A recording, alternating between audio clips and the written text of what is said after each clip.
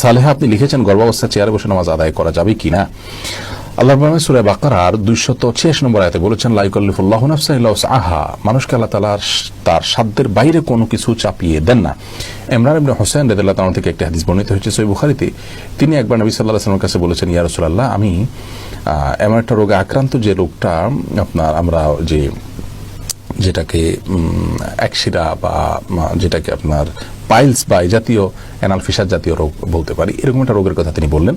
তখন নবী করিম সাল্লাল্লাহু আলাইহি সাল্লাম তাকে বললেন, তিনি বললেন যে অবস্থা আমার সালাত পড়তে কষ্ট হয়। তখন তিনি বলেছেন, তুমি দাঁড়িয়ে সালাত আদায় করো যদি পারো, আর যদি না পারো তাহলে বসে পড়বে, আর না হলে তুমি কাত হয়ে বা শুয়ে পড়বে।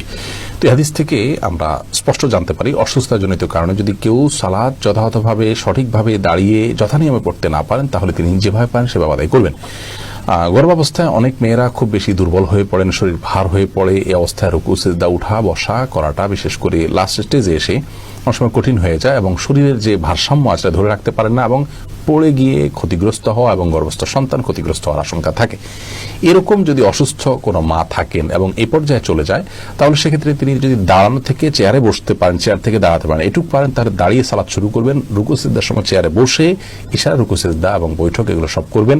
আবার পরবর্তী রাকাতের জন্য তিনি দাঁড়িয়ে যাবেন যদি এটা তিনি করতে পারেন। আর যদি এটুকু কাজও তার জন্য রিস্কি হয় বা কষ্টকর হয় বা দুঃসাধ্য হয়, তাহলে সেক্ষেত্রে তিনি চেয়ারে বসেই সালাতের শুরু থেকে শেষ পর্যন্ত সালাত আদায় করতে পারবেন। আর যদি এরকম সমস্যা না থাকে, নিছক আরামায়েশের জন্য, নিছক তথাকথিত আপনার ভয় বা রিস্ক, যে রিস্কটা আসলে ওরকম জোরালো কোনো রিস্ক না, এরকম মনে করে তিনি চেয়ারে বসে সালাত আদায় করেন, তাহলে কিন্তু সালাত হবে না।